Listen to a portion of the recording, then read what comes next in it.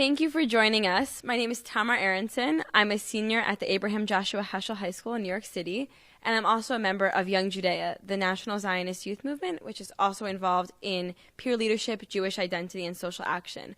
Welcome to tonight's session of Defining Zionism in the 21st Century. If there's anyone who's joining us who hadn't joined our series before, let me explain that Hadassah's Defining Zionism series was developed to create a welcoming opportunity for everyone to explore Zionism through a variety of perspectives.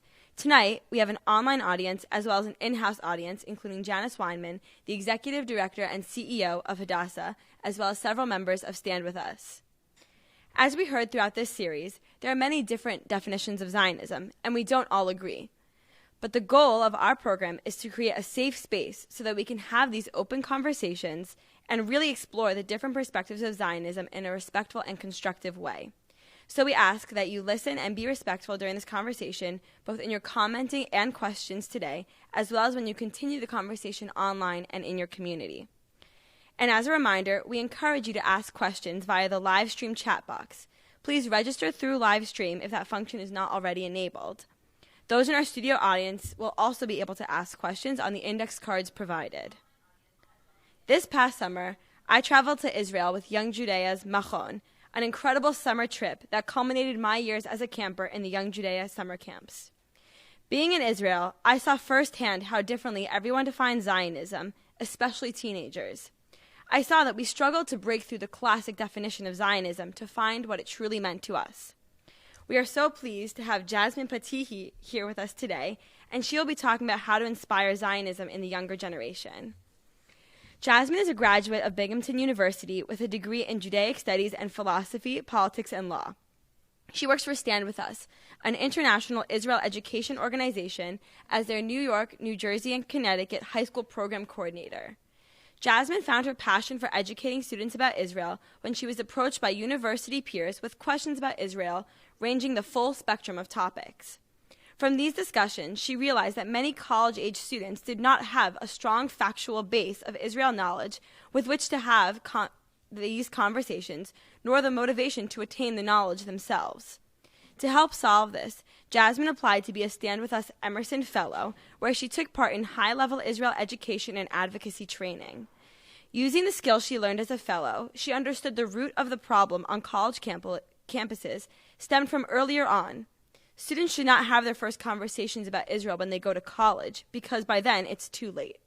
Students need to be prepared for college-level discussions and questions before they get there so they can hit the ground running and create pro-Israel environments wherever they go. As a high school program coordinator, Jasmine teaches thousands of Jewish and non-Jewish high school students every year about Israel, ranging from topics like Israel's diversity to the world advocacy speaking skills. Her goal is to ensure the next generation of student leaders are empowered to support Israel. I welcome you, Jasmine. I'm so happy to have you here. Thank you.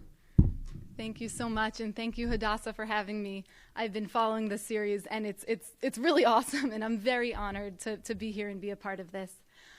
Like they said, I work for this organization called Stand With Us, and for them, I'm the Tri-State Area High School Coordinator. And what that means is that on a daily basis, I go into different high schools across my region, whether they're public schools, private schools, Christian schools, Jewish schools, youth groups, synagogues, churches, you name it, and work with their teens. And that work with teens can really span the whole spectrum.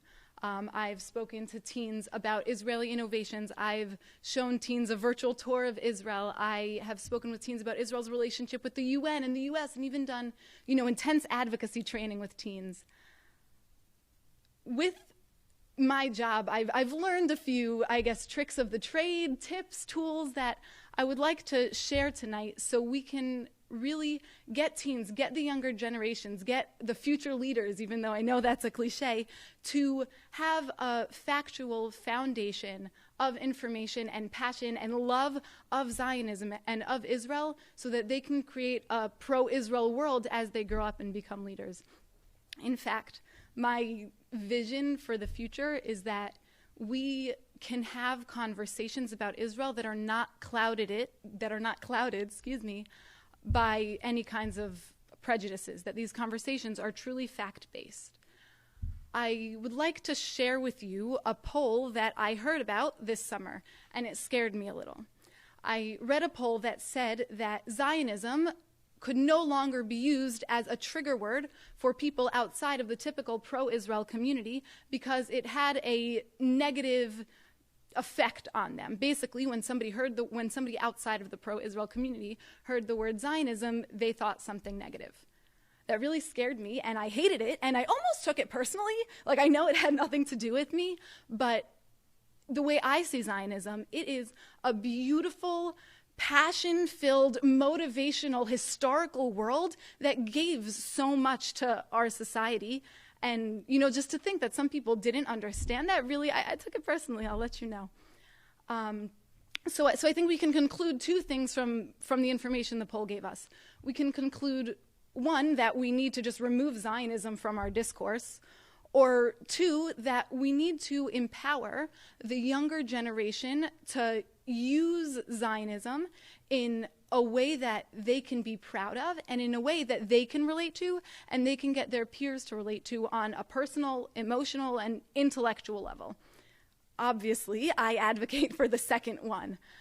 And I believe that that's what I do in my position, and I believe we can all reach the teens in our communities, Jewish, non-Jewish, with a strong Israel foundation, without a strong Israel foundation, to become supporters of Israel and to become lovers of Zionism and proud Zionists.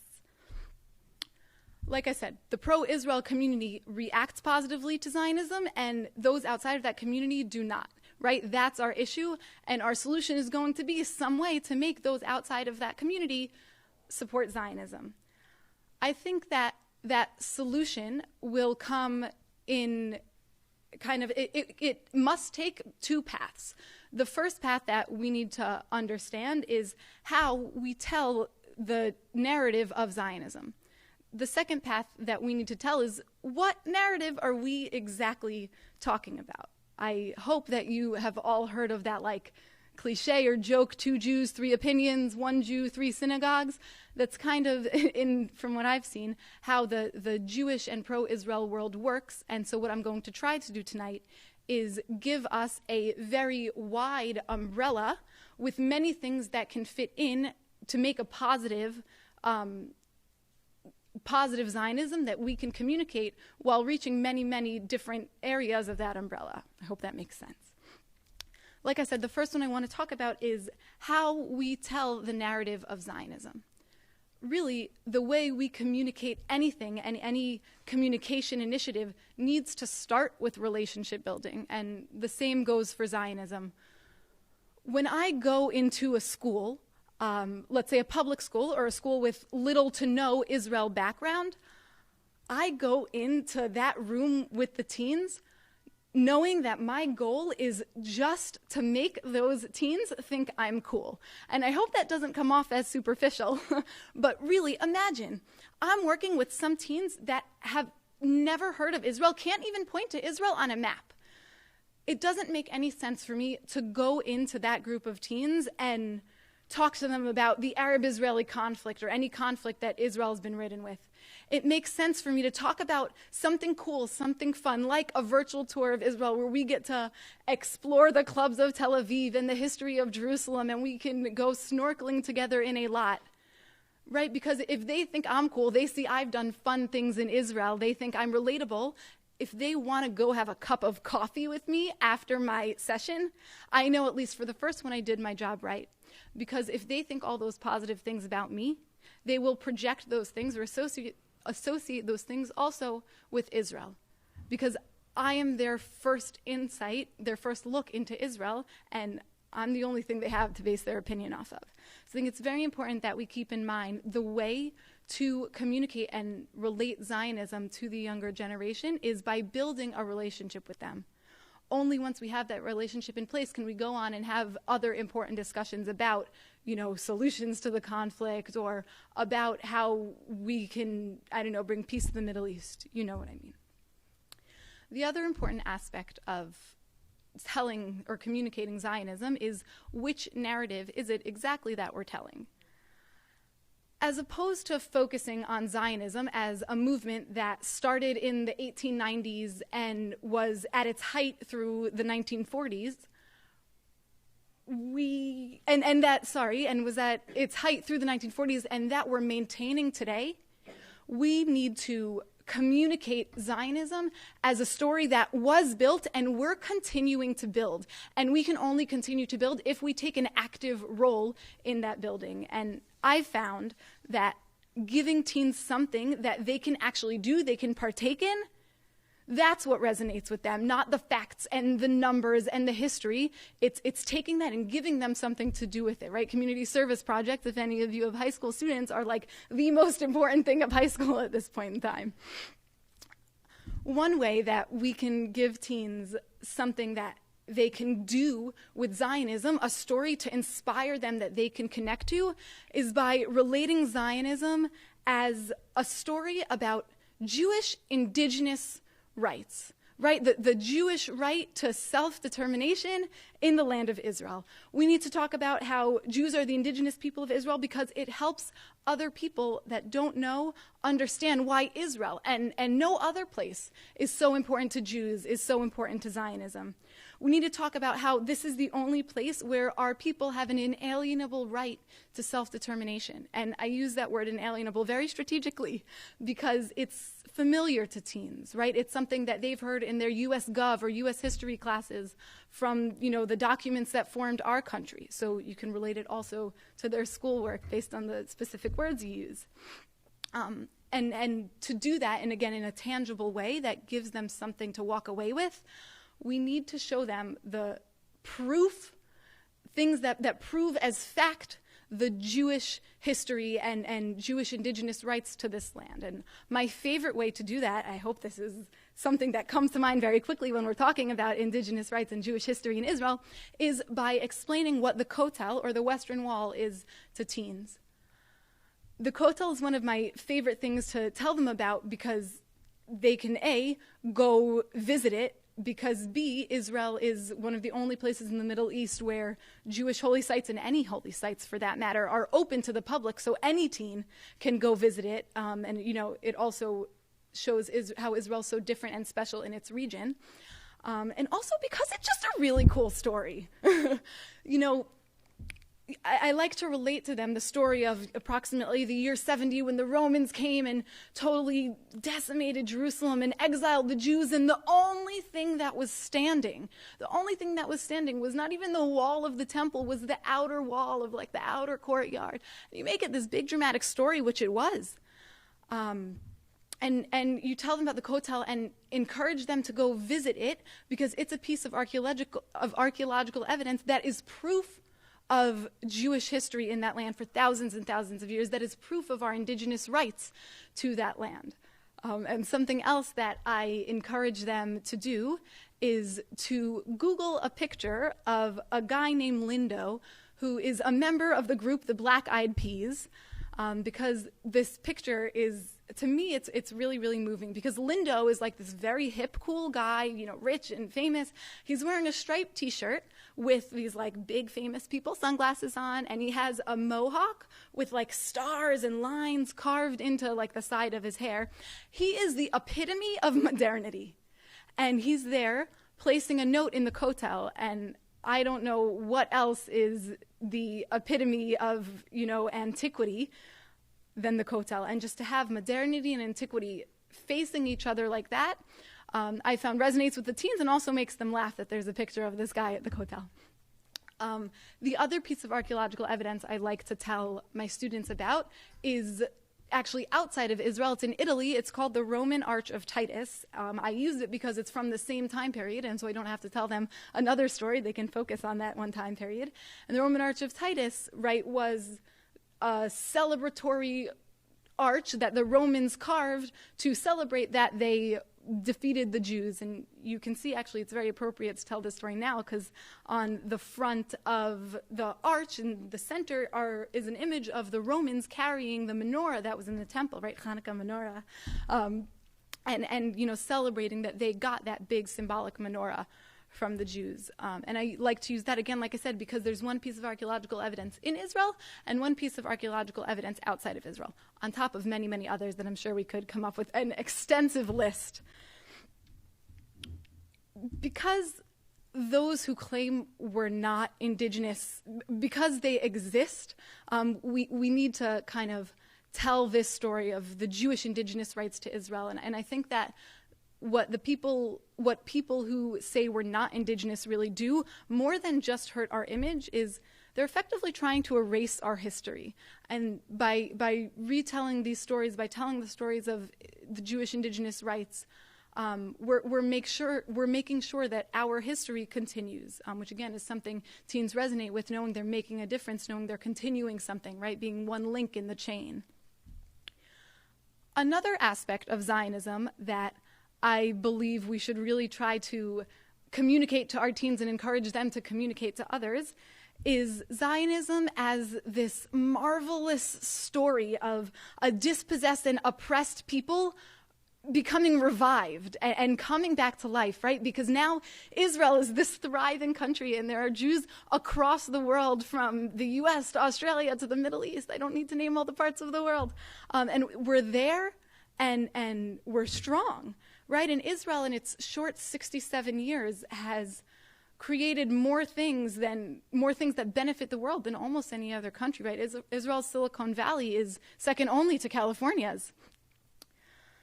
Jews beat all of the odds by staying alive and by creating the modern state of Israel. They beat the odds of genocide, of people trying to kill us, of people trying to enslave us, of people trying to sell us. And the thing is, we're still threatened, right? That piece of our history, that Zionism that happened is still going on. We're still threatened. But again, the beautiful thing is we are still strong, and we're still a nation that inspires people all over the world. Something about being a revival story is, sacrifices that people made. That's one big aspect of having something come back to life. Usually, people aren't selfish when they're bringing something back to life. I have a prime example in the audience with us tonight. My grandfather, who's a Holocaust survivor, went through a lot, but is still here today and has a Jewish family. And another example is actually my grandfather from the other side. Him and my grandmother, Zachary and Sarah, they were born in Yemen. And at the time, they were 16 and 17 respectively, and my grandmother was pregnant because that's how they did it in Yemen back then in the 40s. They were kind of well off. Yemen was unlike many other Arab countries at the time, where the Jews, even though they lived as dhimmis, as second-class citizens, they still had a pretty good relationship with the Arab government, and they weren't being exiled yet at that time. Even with all that, my grandparents, 16, 17, and pregnant, decided that they needed to go to Israel. They'd heard two things. They heard that Hitler was persecuting Jews across Europe and was coming next, and they also heard that the Messiah was coming. And with those two pieces of knowledge, they decided that they needed to leave Yemen and they needed to go to Israel. They packed up their stuff, and they trekked from North Yemen to South Yemen, and it was basically a 7-day trek. And I won't repeat this again, aside from now, 16, 17, pregnant. They decided they were going to go on a 7-day trek. So they hired some Arab hands, they tied up all their stuff on their donkeys and camels, and they walked. Day 1's all right. Day 2's all right. Day 3's okay. Night 3 comes. They tie up all their things. They go to sleep. They wake up the next morning. Everything is gone. They understood that they were robbed. It was likely by the Arab hands that they hired. The food, the water, the extra clothes, the supplies, the camels, the hands, everything was gone. At that point, they had a choice to make, right? They were halfway through. Either go back to what they were comfortable with, to the Yemen, the life they knew, or they could go forward and go to this unknown Israel, right, to fulfill the Zionist dream of going to Zion. I'm so thankful, thank you, Saba and Safta, that they continued on and went to South Yemen and got to where the plane was to take them to Israel. But remember, this is 1940s Yemen, and do you think they ever saw a plane before? They looked at the plane, they saw the Jews getting on, and they said, this is either Hitler's killing machine, or this is going to take us to Israel. Thankfully, it took them to Israel, and they live there today. But that's just one story of crazy sacrifices that two people made to get to Israel. And if we do not tell their story, if high school students don't tell their family's story or their personal stories of sacrifice, we are not moving forward. We are not continuing to build this Zionist story. And my grandparents' sacrifices will have been in vain, and I'm sure many high school students' grandparents or great-grandparents' sacrifices will have been in vain. And again, that's something that really resonates with them. They don't want to be the reason a story isn't told, right? There's FOMO, fear of missing out. They don't want to be the reason that, they don't want to be the person that's not telling the story. Okay. I want to move on to the last aspect of Zionism. I think it's very important to tell our high school students, and it's in a way that we can really relate to them, and especially relate to high school students that are not Jewish. Because, right, we know that as Jews and or Israelis, no matter how many of us there are, our numbers don't add up to populations of the rest of the world. And I fear that if we don't reach out to communities greater than ourselves, and we don't, work together and co-sponsor, that might not be so beneficial to us, to say it in a nice way. So I really encourage people to work with other communities, and Zionism is a really good tool to work with other communities. The way Zionism works, like we said, is it was a movement that developed into something that we are still building, and it was really a movement of independence and self-determination for Jews. There are many, many people across the world that are indigenous people, but minorities in their countries. Those people can, and many of them have come out and openly said that they do use Zionism as inspiration and as a blueprint for working towards getting independence for their populations. For example, I don't know if you heard of a man named Ryan Belrose. He is one of the leaders of the movement to get recognition and rights for the indigenous people of Canada, right here in North America. He has come out openly and, excitedly saying that he supports Israel because he sees the work that the Zionist movement does and did, and he can use that and does use that to move the cause for the rights and freedoms and recognitions of Native Indigenous Canadians. Another people that are also very, very friendly towards Jews and very, very friendly towards Israel and Zionism are the Kurds. I actually had the fortune of meeting a Kurdish member of government when I was in college, and he said to me, we thank Israel and we thank Zionism all the time because they are one of our strongest leaders. Like we can follow that. We use it as a blueprint. So I thought that was very, very cool to hear. There's also a people called the Amazigh in Morocco. There's the Balak in Pakistan. All indigenous people that want independence for themselves or want at least recognition and rights in the countries they live in that can use Zionism as their blueprint.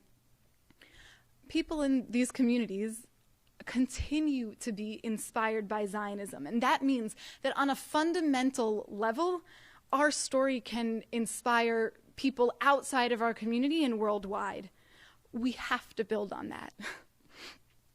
The other key that has been, I hope, underlying all of this is that Zionism, right, it's a narrative that's ongoing, and because it's ongoing, hopefully the Kurds and the Canadians will not be the last group of people to use our story.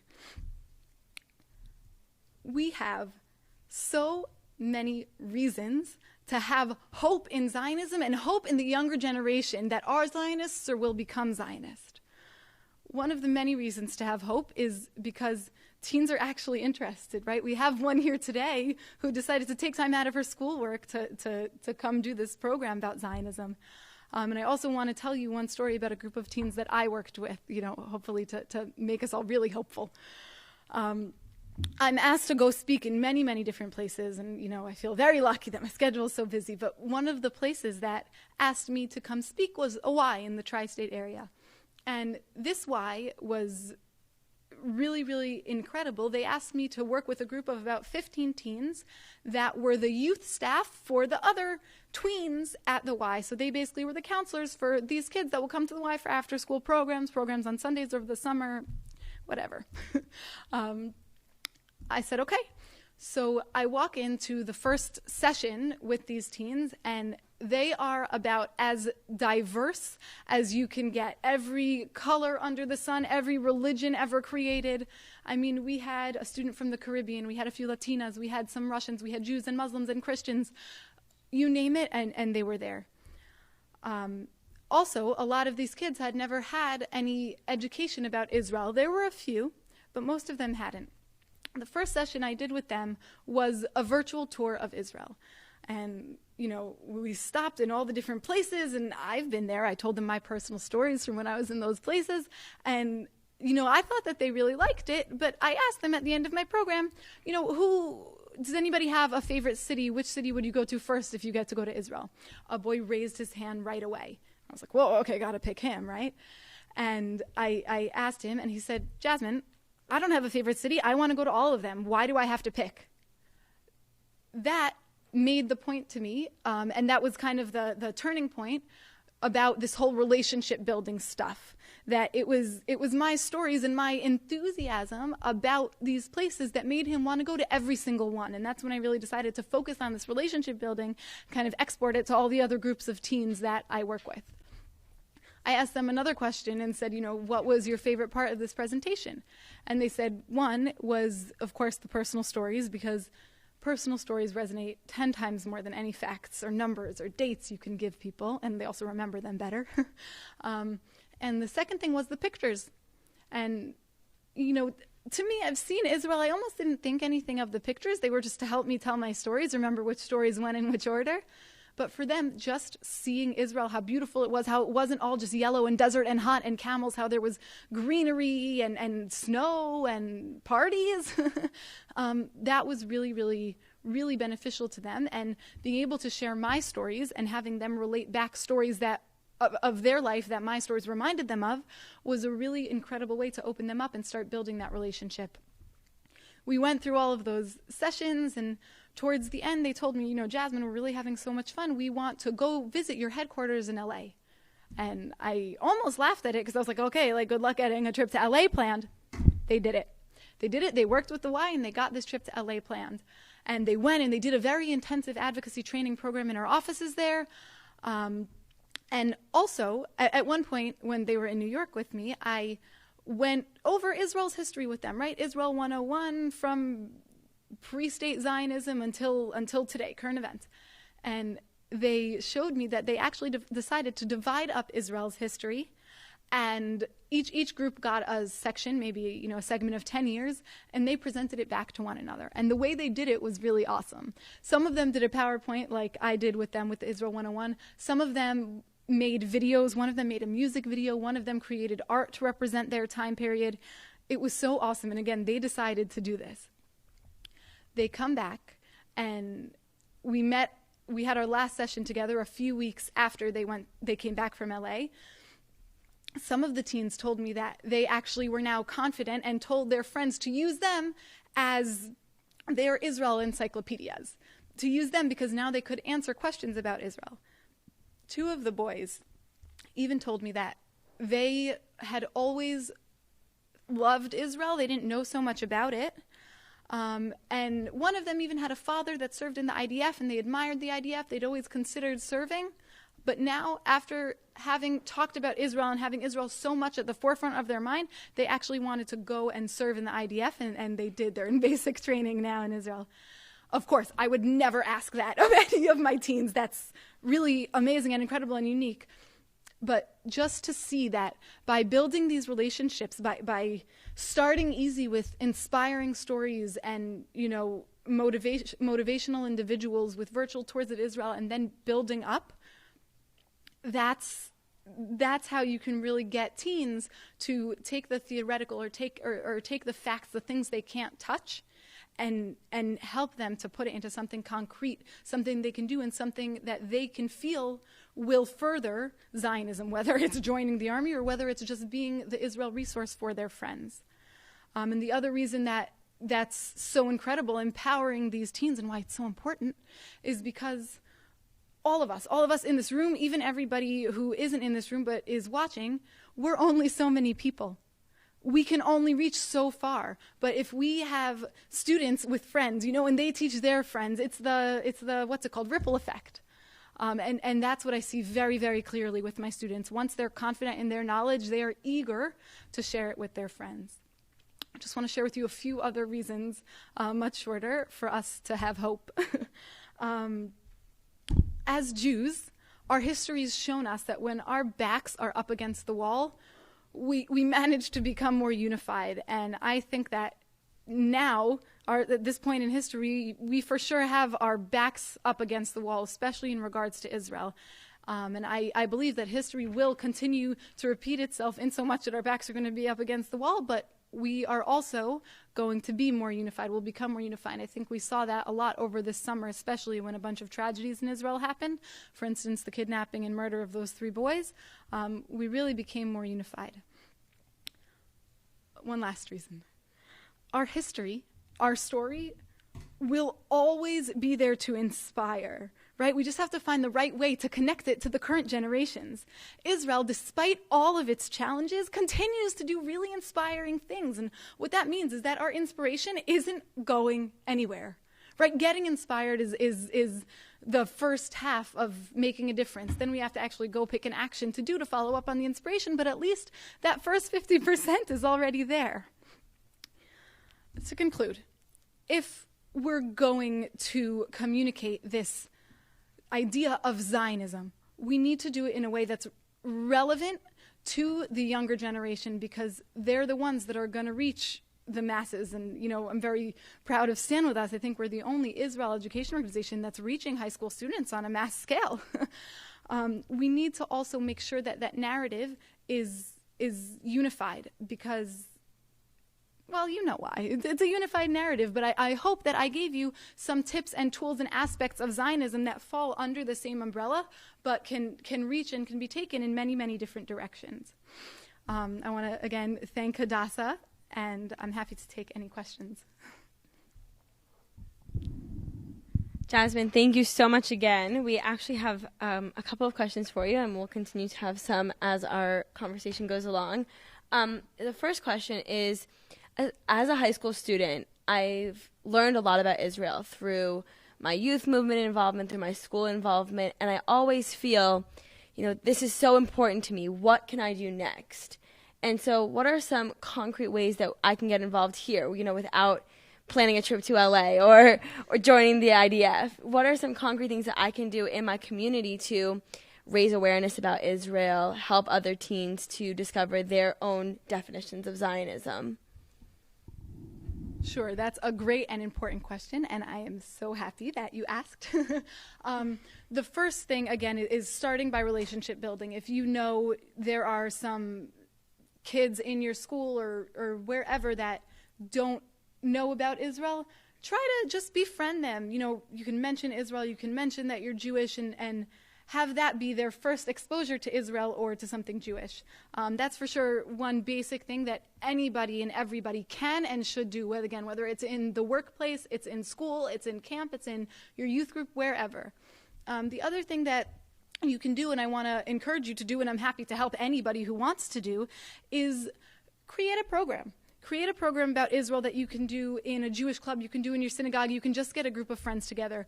Whether it's an Israeli food night, whether it's an Israeli dance party, whether it's a scavenger hunt based off of different Israeli innovations, there are tons and tons of types of programs that you can put together either for your group of friends or for people in your community that you think might be interested in. Thank you. Sure. Also, what would you say that your biggest challenge is working with high school students? I think that the biggest challenge in working with high school students is their teachers. High school teachers are so important, but often teachers, they kind of like to sometimes give their own ideas when it's not so appropriate. So I, have a student who was in a math class, and a teacher gave out a math problem that had to do with like Palestinians and Jews, and it just wasn't appropriate. So sometimes when kids have those teachers, and even in subjects where it's a little bit more relevant, like a social studies class, teachers will have their own personal beliefs or ideas, notions, even misinformation about the Arab-Israeli conflict, and they try to promote that amongst their teens, which is, I think, detrimental to learning because it doesn't allow the teens to get facts and create their own decisions, their own opinions. And the other thing that I have found with some teachers, and of course not all, I want to just make the disclaimer that most of the high school teachers I work with, I love and are incredible people, and teachers are very important. There's just a select few that make it a big challenge, is when they don't want someone from the outside coming in because they don't want anybody else giving these kids ideas, which is scary to me that they don't want outside ideas coming in. I understand there's bureaucracy, you have to get things approved, but sometimes I guess working through the bureaucracy and working with teachers that have, I guess, anti-Israel agendas is for sure the most challenging part. Just building off of the anti-Israel agenda, what would you say, or how would you respond to negative attitudes about Israel? Some making a claim that Gush Etzion is not part of Israel, or that about the Israelis as occupiers of Palestine, of Arabs. How would you counteract that, or what would you say in the most, productive and respectful way? So we have a method that we use at Stand With Us to address claims that people say or questions that people have that are either, a little bit loaded or even if people just want to know.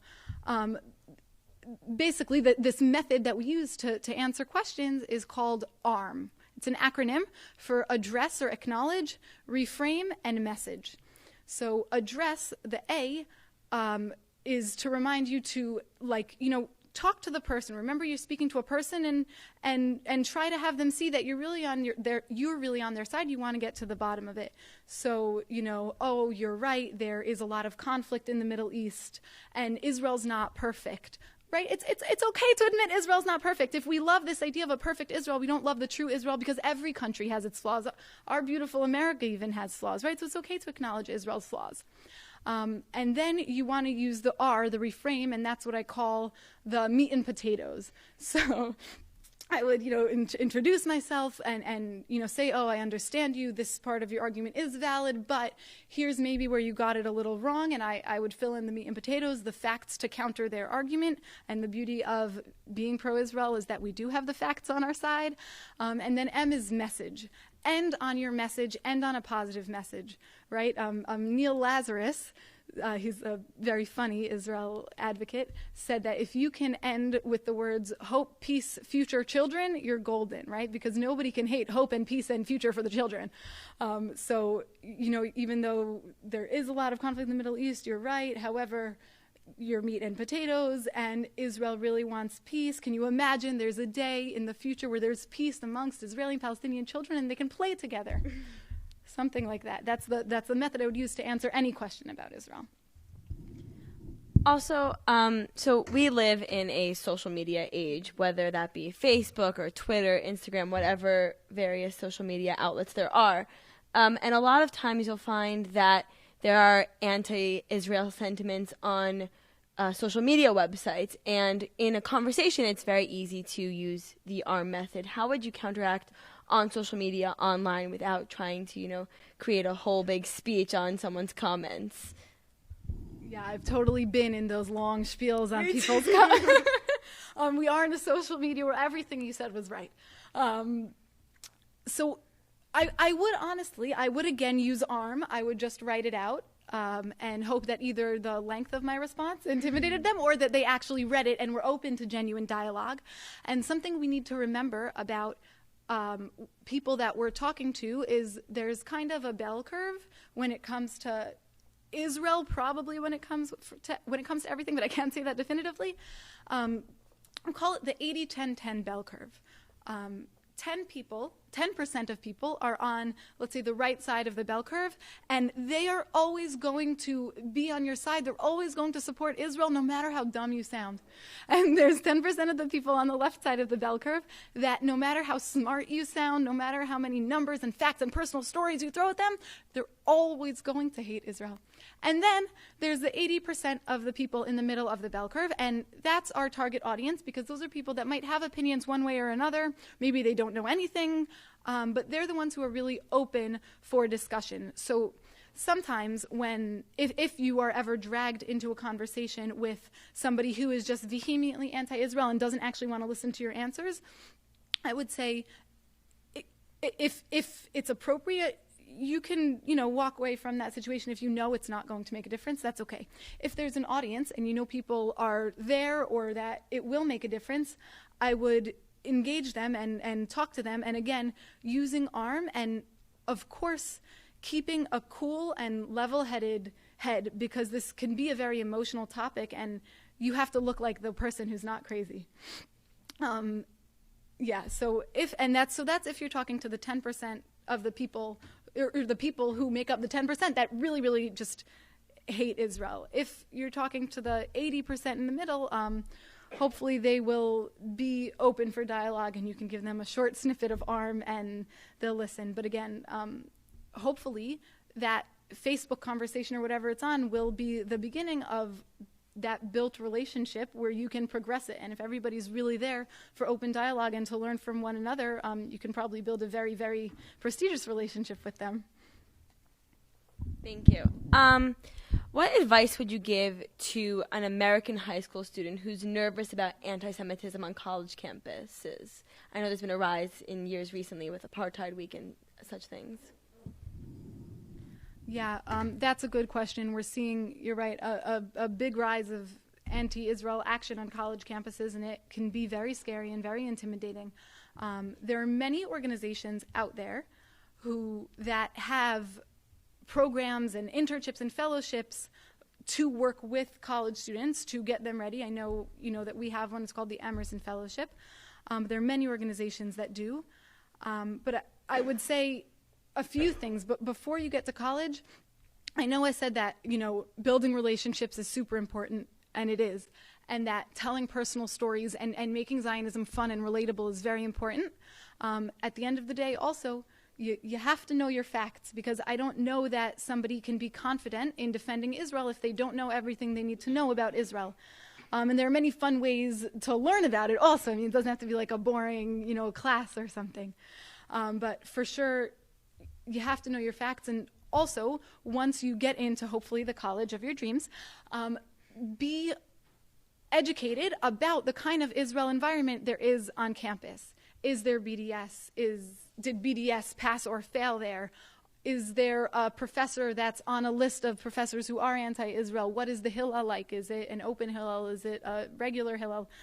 Be very aware of it. And then the last thing I want to just mention about college campuses is be familiar or even join the student government, because the student governments on campus do actually have a lot of power, and they're the ones that make a lot of decisions about things that come to campus, things that don't come to campus, and decisions that are made about all things about student life. So if you can meet people that are part of the student government, build a relationship with them, or if you can even become part of student government, like make that your agenda to become part of a student government, I think you'll set yourself up for success. Thank you. So generally, the younger we are, the more emotional we are. Our emotions are heightened as teenagers. And for those of us who have gone to Jewish schools and Jewish camps, we've been learning about Israel for years. We love Israel. We've learned about it to the fullest extent in class, in activities, and it becomes very hard when you hear someone criticizing Israel. You have the tools to defend it, but your emotions just keep getting in the way because you love Israel so much, and you can't separate that from your defense. So how would you suggest that we separate our emotion from being accurate and giving the facts that we've been able to learn? Yeah, right. Puberty stinks. It makes you all emotional.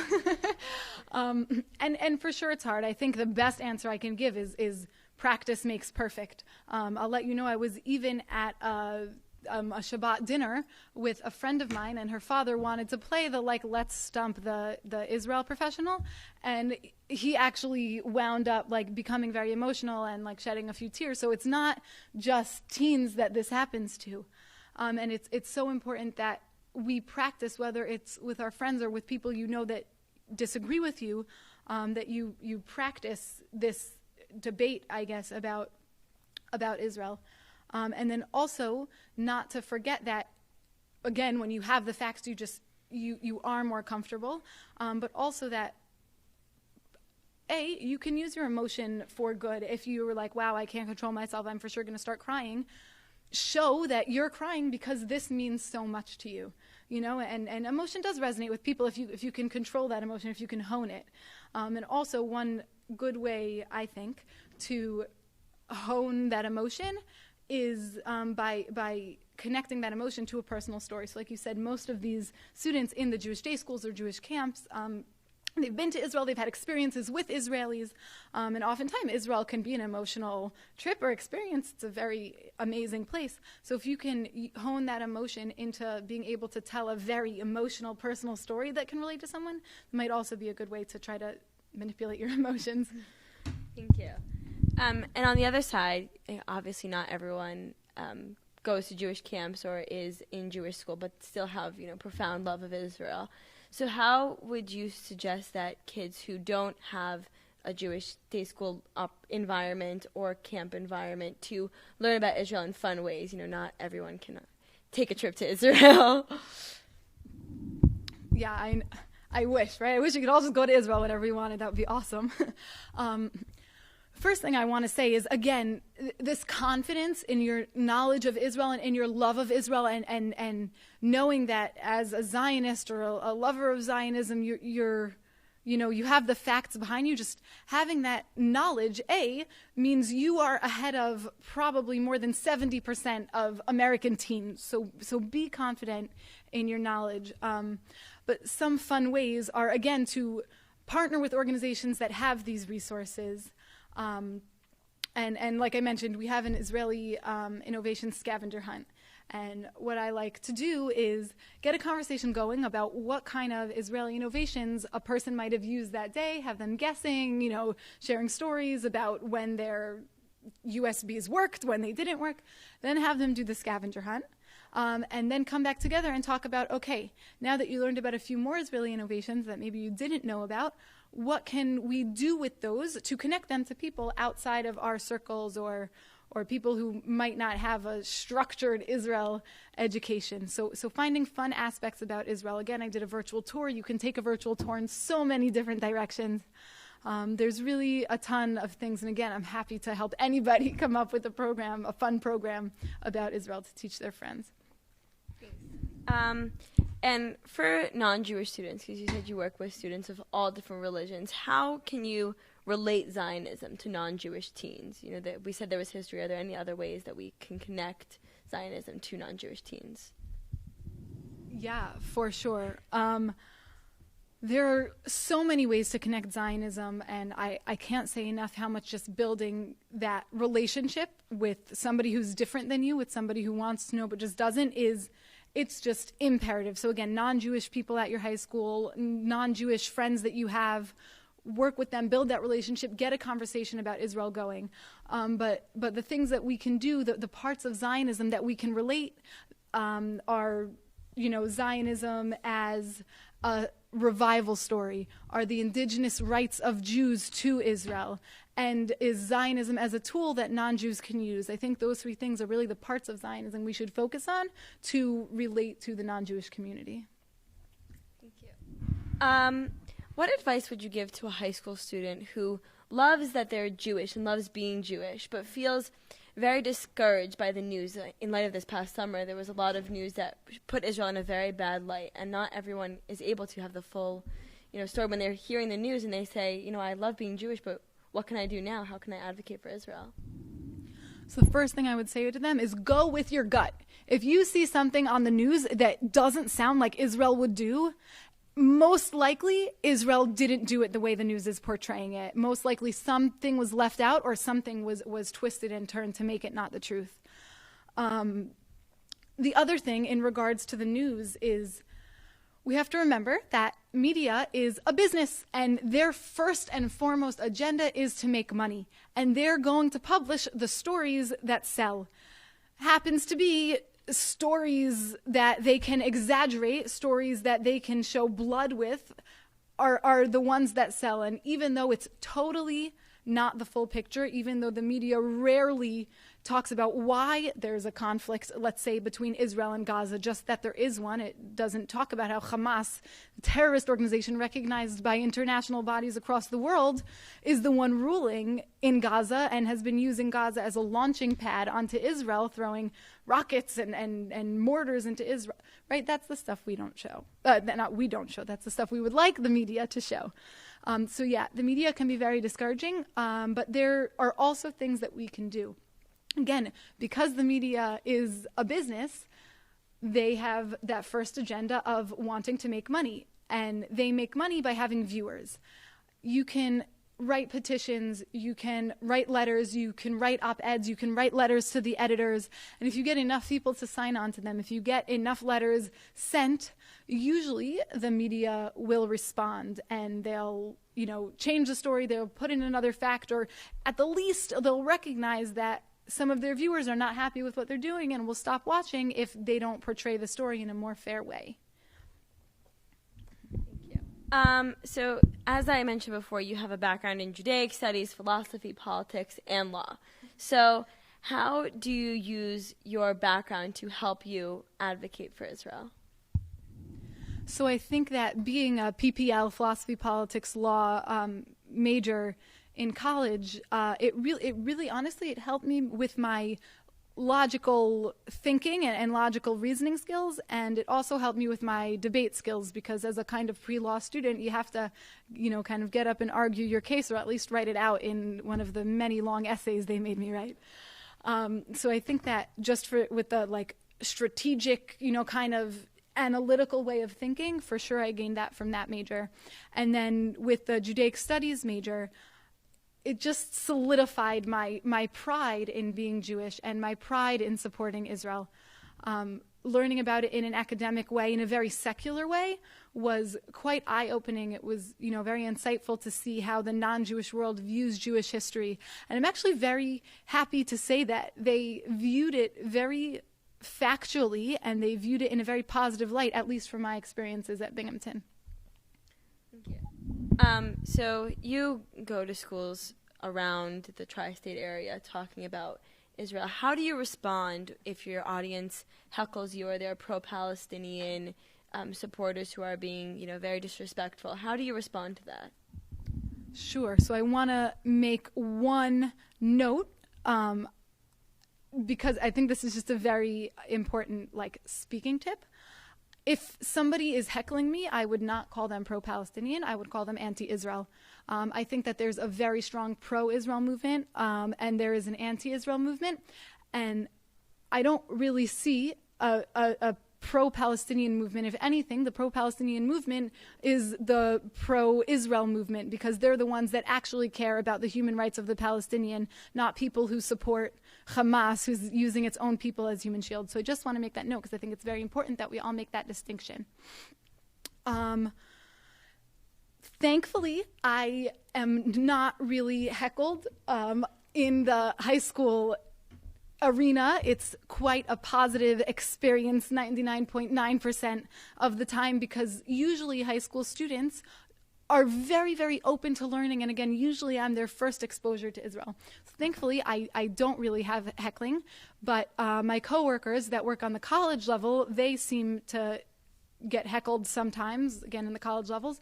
We also have a program where we bring Israeli soldiers to different college campuses, and sometimes the soldiers will get heckled.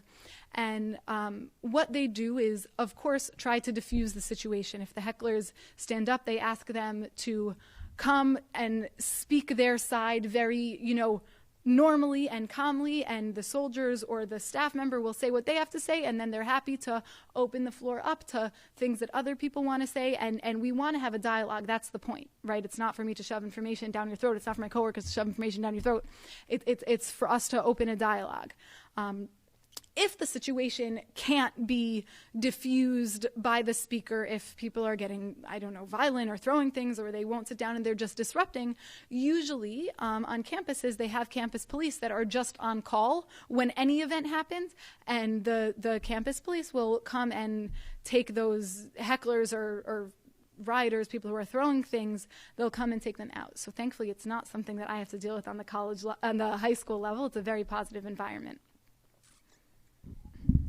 So if someone were to ask you how you would define Zionism, what would you say? I would say that Zionism is the most awesome thing ever. And I would say that Zionism is the national liberation movement of the Jews. It's the Jewish right to self-determination in Israel that is historically and factually theirs. Thank you. Jasmine, I wanted to thank you again for joining us today. It was, amazing for me as a high school student to really, delve into how I can play a role, little old me. And that it's a really empowering feeling. I think that being able to hone in on so many different facts and history really helps to promote what I want to say, and it's an empowering feeling. So I wanted to thank you again. And I wanted to remind everyone that this session has been recorded, and as all of the past sessions have, and you can watch it alone, in a group, as part of a unit program. And please share your feedback with us by completing the online survey. Your input helps us to create programming that is interesting to you and your communities. You can continue the conversation at www.hadassah.org/Zionism discussion, and on Twitter using the hashtag Defining Zionism. The next Defining Zionism series will be on Thursday, January 22nd, featuring Nomi Colton-Max, who will be speaking about progressive Zionism, the most important discussion for the next generation of North American leadership. Additionally, if you haven't done so already, please register for the entire Defining Zionism series to receive updates about all of our future programs. A special thank you to the volunteers and the staff who have been involved in Defining Zionism program, without whom none of these presentations would be possible. Thank you again, Jasmine. It was incredible, and I hope everyone has a happy Hanukkah. Thank you very much. Thank you.